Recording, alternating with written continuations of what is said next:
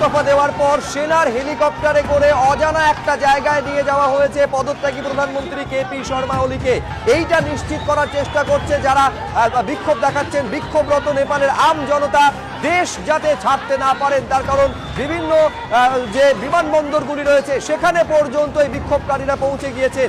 এই অবস্থায় সেনার বিশেষ হেলিকপ্টারে একটা অজানা ঠিকানার উদ্দেশ্যে নিয়ে যাওয়া হয়েছে কেপি শর্মা ওলিকে। দেখতে পাচ্ছেন যেভাবে ভাঙচুর চলছে।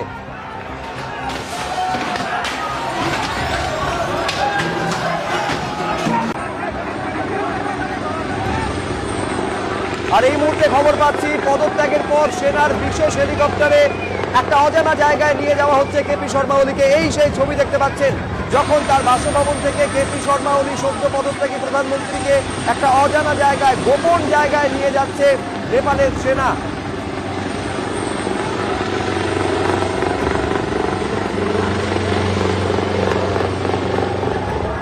অর্থাৎ গত বছর যে ছবি দেখা গিয়েছিল বাংলাদেশে, বছর ঘুরতে না ঘুরতে সেই একই ছবি দেখা যাচ্ছে